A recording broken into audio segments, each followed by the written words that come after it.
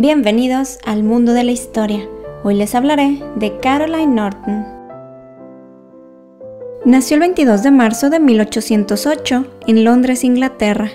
Sus padres fueron Thomas Sheridan, un soldado y administrador colonial, y la novelista Caroline Callender. La pareja procreó 4 varones y 3 mujeres. El abuelo de Caroline fue el diputado y dramaturgo Richard Sheridan.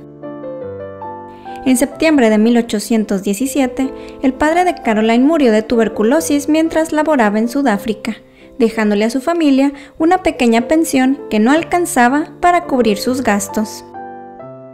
La madre de Caroline tuvo la suerte de que le ofrecieran un apartamento denominado Grace in Favour en Hampton Court, en memoria del abuelo de Caroline. Este tipo de viviendas son ofrecidas a algunas personas como agradecimiento por los servicios prestados al país o a la corona inglesa. La pequeña Caroline disfrutaba mucho escribir. En 1820 consiguió publicar una sátira titulada The Dandy's Road, bajo el seudónimo Una distinguida señorita de 11 años. Más tarde, Caroline y sus hermanas entraron a la sociedad londinense y debido a su belleza y personalidad serían conocidas como las Tres Gracias, haciendo alusión a las diosas de la mitología griega. A Caroline se le describía de tez aceitunada, de cabello y ojos oscuros, muy inteligente, coqueta, alegre, ingeniosa y un poco rebelde. Esto último le trajo algunos problemas, pues a la edad de 15 años su madre no podía controlarla y en 1823 la envió a un internado en Sheffield, Surrey. En una ocasión, Caroline y las demás alumnas del internado fueron invitadas a visitar Wonersh Park, propiedad de Lord Granley, cuyo hermano menor era George Chapel Norton, un abogado que no ejercía, miembro del Partido Conservador de Guildford y nieto de Fletcher Norton, primer barón de Granley, e hijo de Fletcher Norton, abogado, miembro del Parlamento escocés y cofundador de la Royal Society of Edinburgh en 1783. Cuando George Norton vio a Caroline, inmediatamente se enamoró de ella. Le escribió a la señora Sheridan para pedir la mano de su hija en matrimonio. Ella estaba encantada con el pretendiente de Caroline, pero le mencionó que debía esperar a que ésta fuera mayor. Mientras tanto, Caroline permaneció 2 años más en el internado, y a su regreso, en 1825, su madre comenzó a presionarla para que se casara con George, pues creía que esa unión le traería bienestar económico a la familia. Las carencias económicas que estaban viviendo orillaron a la señora Sheridan a presionar también a las hermanas de Caroline para que se comprometieran lo antes posible, a fin de que ayudaran con los gastos familiares. El 30 de junio de 1827, cuando contaba con 19 años, contrajo matrimonio con Norton de 26 en St. George Hanover Square. Desde un inicio, el matrimonio fue un desastre. Caroline no lo amaba y simplemente no congeniaban. Caroline era una persona alegre y extrovertida, mientras que Norton era reservado, celoso y posesivo. Sus polaridades políticas se dejaron ver inmediatamente. Él era miembro de un partido conservador y ella tenía inclinaciones liberales, por lo que las discusiones eran muy frecuentes. Pero lo más importante es que desde su luna de miel, George la violentó física y emocionalmente. Otro problema constante en ese matrimonio era la falta de dinero. Norton había mentido sobre sus ingresos, y aunque se jactaba de ser el heredero de Lord Granley, no recibía ni un solo centavo de este. Cada que tenía oportunidad, le reprochaba a Caroline no haberle dado una dote, y que solo había contribuido al matrimonio con su persona, y por lo tanto, según él, ella estaba obligada a dar más y esperar menos. Los episodios de violencia en contra de Caroline se incrementaron. Unos años más adelante, Caroline Norton narraría que una mañana, mientras ella desayunaba y su hijo mayor se encontraba jugando por la habitación, su esposo le pidió que le cediera el lugar porque tenía vista hacia el parque. Como ella se negó, él tomó la tetera caliente y la puso sobre el dorso de la mano de esta, quien se sobresaltó por el dolor. Ante las constantes disputas y golpizas que recibía de su marido, Caroline encontró consuelo escribiendo poemas. Entre 1829 y 1830 publicó 2 libros titulados The Sorrows of Rosalie and The Undying One, los cuales tuvieron muy buenas críticas y le valieron su nombramiento como editora de una revista. Esto se tradujo en su independencia financiera, lo que le trajo gran satisfacción personal, además de su rol como madre de su primer hijo de nombre Fletcher. La personalidad e ingenio de Caroline le facilitó conocer a personas muy importantes. A menudo fungía como anfitriona de varias reuniones a las que asistían políticos, poetas y escritores, como Mary Shelley, autora de la novela gótica Frankenstein, o Leopoldo de Sajonia, futuro rey de Bélgica. George Norton, un poco celoso por el éxito de su esposa, le pidió que usara a sus influyentes amigos para que le consiguieran un empleo digno de su rango. Caroline le escribió a Lord Melbourne, el nuevo ministro del Interior, y quien también había sido amigo de su abuelo Richard Sheridan. Ahí comenzó una fuerte amistad. Siguieron intercambiando cartas, hasta que Lord Melbourne le pidió permiso a George para visitar a su esposa. Este aceptó, y a partir de entonces, Melbourne la visitaba frecuentemente junto con otras personas con importantes cargos políticos, situación que incitó rumores sobre el comportamiento inapropiado de Caroline. Pero Melbourne le consiguió empleo a Norton como magistrado de la policía y por el cual recibiría 1000 libras anuales. Los años siguientes fueron relativamente más estables para el matrimonio Norton, contaban con mayores ingresos, y Caroline publicó más poemas y escritos, y continuó como anfitriona política y literaria. En 1831 dio a luz a su segundo hijo de nombre Brinsley, y 2 años después, Caroline tuvo a su tercer hijo a quien nombró William. George seguía ejerciendo violencia física y psicológica en contra de Caroline, y la familia de esta no quería tener ningún tipo de contacto con él. Después de varios episodios de violencia, Caroline le pidió a uno de sus hermanos que le diera a George un ultimátum para que se comprometiera a ser un caballero con ella, pues de lo contrario, ella lo abandonaría. George Norton trató de justificar su comportamiento, pero como es normal en este tipo de relaciones, el abuso continuó. En una ocasión, mientras la pareja viajaba en carruaje por Alemania, Caroline le pidió a su esposo que por favor no fumara dentro del carruaje. La reacción de Norton fue lanzarse sobre ella y le colocó las manos alrededor del cuello para intentar estrangularla. Tras algunos intentos fallidos, Caroline finalmente pudo defenderse y liberarse del agarre. Por el año 1835, Caroline estaba embarazada de su cuarto hijo, pero su condición no detuvo a George de golpearla brutalmente, lo que le ocasionó que Caroline sufriera un aborto. Después de este terrible episodio, el matrimonio colapsó y en 1836 Caroline decidió abandonar a Norton.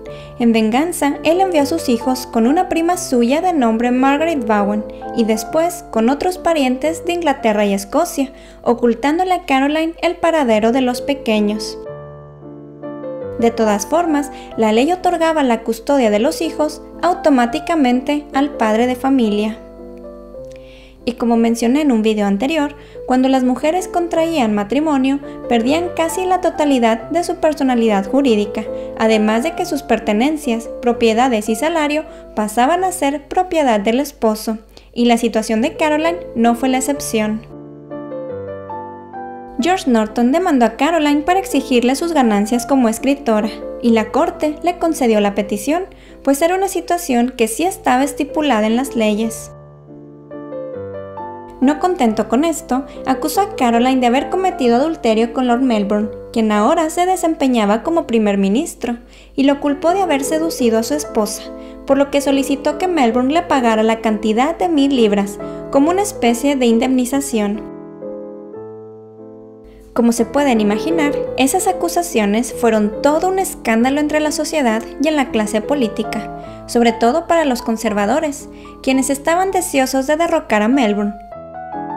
El juicio entre Norton y Melbourne se celebró en junio de ese mismo año, y el jurado no tardó nada en deliberar a favor de Lord Melbourne, prácticamente porque la acusación había sido toda una farsa.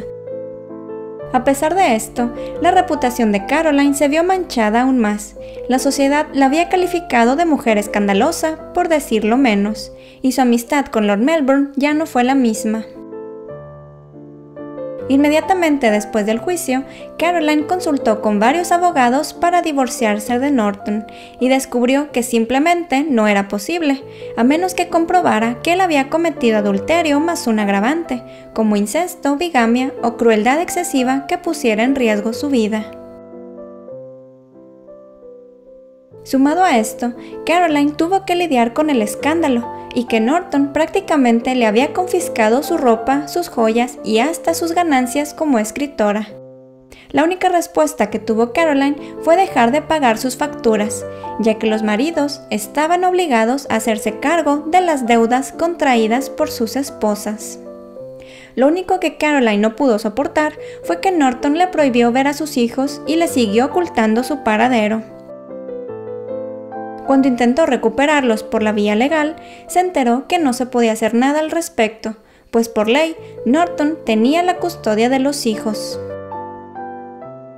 Por este motivo, Caroline decidió cambiar las leyes. Utilizó sus habilidades literarias para elaborar una serie de folletos políticos, lo cual era una muy buena idea, pues en aquel entonces eran una poderosa herramienta de persuasión. El objetivo era dar a conocer la difícil situación que vivían las madres al no tener la custodia de los hijos. El primer folleto se publicó en 1837, cuyo título al español sería Observaciones sobre los derechos naturales de una madre a la custodia de sus hijos afectados por los derechos consuetudinarios del padre. En él argumentó que todos los niños menores de 7 años debían permanecer bajo el cuidado de la madre y que la decisión sobre dónde debían vivir los niños mayores debía ser decidida por un tribunal y no deliberadamente por el padre como era costumbre. Convenció a un diputado de nombre Thomas Tolford para que presentara un proyecto de ley en el Parlamento que le permitiera a las madres apelar por la custodia de sus hijos menores de 7 años. Cuando ese proyecto de ley fue rechazado, Caroline publicó un segundo folleto titulado La separación de la madre y el hijo por la ley de custodia infantil. Este fue dirigido al canciller y lo firmó bajo el seudónimo Pierce Stevenson para que fuera revisado objetivamente por provenir de un hombre. Era una protesta en contra de la injusticia de las mismas leyes, que le daban al padre la custodia automática de los hijos, en una etapa en la que los niños necesitan del cuidado y el cariño de sus madres. Sus esfuerzos rindieron fruto, pues en 1839 se promulgó la Ley de Custodia Infantil, otorgando a las madres la custodia de los hijos menores de 7 años. Sin embargo, el sentimiento de felicidad y triunfo le duraron muy poco. Como la ley solo era aplicable en Inglaterra, Gales e Irlanda, George envió a sus hijos a Escocia, en donde los tribunales ingleses no tenían jurisdicción. Todo esto con la finalidad de que Caroline siguiera sin ver a sus hijos. En 1842, Caroline se enteró por medio de su esposo que su hijo menor había sufrido un accidente al caerse de un caballo. Como su salud era muy delicada, le pidió a Caroline que acudiera a Escocia para verlo. Lamentablemente, su hijo murió poco antes de que ella llegara. Esta tragedia cambió un poco la dinámica familiar. Norton le permitió a su esposa convivir con los hijos, bajo ciertas circunstancias. Una de ellas era que todas las visitas serían supervisadas. Se dice que por aquellos años, Caroline sostuvo una relación con el político inglés de nombre Sidney Herbert, y al no poder divorciarse de George Norton, Herbert la dejó y se casó con otra mujer. En 1848, George se acercó a Caroline para proponerle un acuerdo similar al de una separación. Él se comprometía a otorgarle 500 libras al año de un fondo fiduciario que se había liquidado sobre ella. si ella se comprometía a utilizar ese dinero y sus ganancias como escritora para pagar sus propias facturas. Caroline aceptó el acuerdo, el cual fue redactado por un abogado y firmado por ella y su esposo. Tiempo después, Caroline se enteró que su entrañable amigo Lord Melbourne había muerto y que su última voluntad fue dejarle una asignación anual de 200 libras. Luego, en 1851, la madre de Caroline murió, dejándole 480 libras al año protegidas bajo las leyes de equidad, para que George Norton no pudiera reclamarle ese dinero. Naturalmente, George Norton se enteró de todas esas nuevas asignaciones. Le informó a Caroline que ya no era necesario seguir enviándole la suma acordada y le propuso un nuevo acuerdo. En lugar de otorgarle las 500 libras, únicamente le daría 200 libras anuales. Caroline, indignada, le mencionó que estaba legalmente obligado a pagarle la suma acordada. Su esposo se rió de ella, diciéndole que su afirmación carecía de sentido, pues al estar casados no podían firmar ningún tipo de contrato en ese sentido, y que ella además no tenía personalidad jurídica, que él estaba obligado a cumplir con el acuerdo si acaso por honor, mas no por la ley. Como aún faltaban algunos meses para que se hiciera válido el testamento de su madre, Caroline se vio envuelta nuevamente en problemas económicos. Dirigió sus acreedores con Norton, y como éste se negó a pagarle sus deudas, fue demandado por uno de ellos en agosto de 1853. Durante el juicio, Norton intentó demostrar que Caroline podía mantenerse muy bien sola. Como seguía siendo su esposo, tenía acceso a todos los registros financieros de esta, y mandó llamar a los sirvientes, banqueros y hasta a los editores de Caroline. Sugirió que la asignación que le había dejado Melbourne demostraba fehacientemente que había sido el amante de su esposa. Caroline se defendió argumentando las injusticias que vivían las mujeres, y prácticamente lo mismo que manifestó en sus folletos. La corte le aplaudió, pero al final la condenaron a pagar la factura que originó esa demanda, ya que el acreedor se la había enviado primero a ella antes de que George le retirara por completo la manutención. Ese juicio la hizo consciente de la vulnerabilidad legal y financiera de las mujeres casadas o separadas.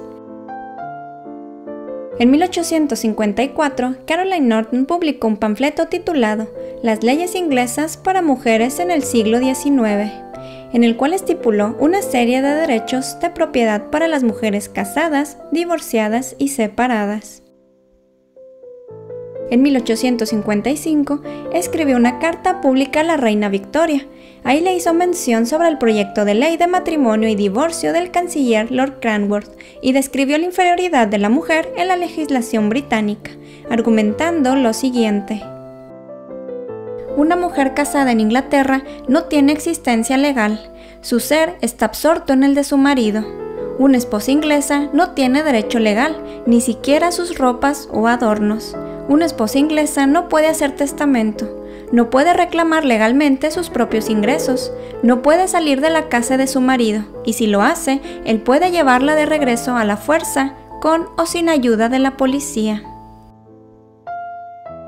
Como era de esperar, sus folletos causaron revuelo entre la sociedad, y más porque describió el maltrato físico y psicológico que sufrió por parte de su esposo, así como las injusticias cometidas en su contra por este y por las mismas autoridades, surgiendo así su polémica frase: «Existo y sufro, pero la ley niega mi existencia». En 1857, el Parlamento aprobó la Ley de Causas Matrimoniales, en la cual se incorporaron algunas secciones de los folletos de Caroline. Esa ley, entre otras cuestiones, otorgaba personalidad jurídica a las mujeres casadas, separadas o divorciadas, ya sea para comparecer ante un juicio o celebrar cualquier contrato, a heredar y a mantener posesiones de sus bienes e ingresos y a recibir una pensión alimenticia. Caroline luchó para que las mujeres y los hombres fueran iguales ante la ley, sin importar si eran ricos o pobres, y para que las personas más vulnerables fueran protegidas de los abusos de poder, y sobre todo para que a las mujeres se les protegiera de la violencia doméstica. Algo que debo mencionar es que Caroline no se identificaba con las mujeres sufragistas y otras reformistas de la época que sí buscaban igualdad entre hombres y mujeres, pues en una ocasión escribió: «La posición natural de la mujer es inferior a la del hombre.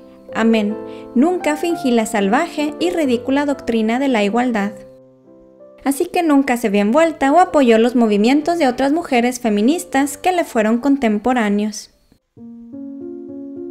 En 1859, la tragedia nuevamente tocó a su puerta, cuando su hijo mayor murió de tuberculosis, por lo que Caroline volvió a encontrar consuelo en la escritura, y en 1863 publicó las obras tituladas The Lady of Lagache y Lost and Saved.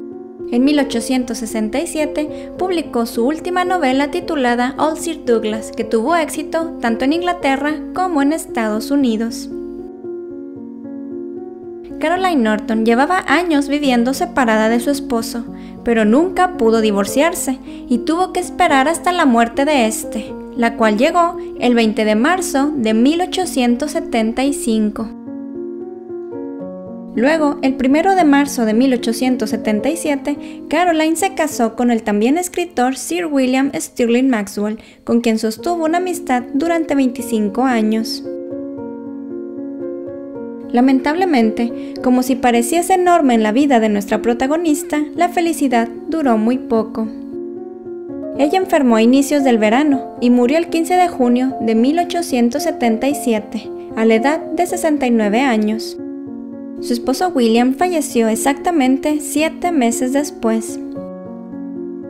A Caroline le sobrevivió su segundo hijo, quien tras la muerte de Lord Grenville tomó el título, pero murió poco después que su madre, a la edad de 45 años. Como dato curioso, les cuento que Caroline Norton no solo se involucró en los derechos de las mujeres. En 1836 escribió un poema de casi 30 estrofas titulado Voice from the Factories, en donde expuso la crueldad del trabajo infantil, acusó a los dueños de las fábricas de explotar a los niños y culpó a la sociedad y a las autoridades británicas por su indiferencia. Muchas gracias por llegar hasta aquí. Si les gustó el video, dale like y compártanlo con sus amigos. Suscríbanse a mi canal para que no se pierdan ningún dato curioso e interesante de la historia.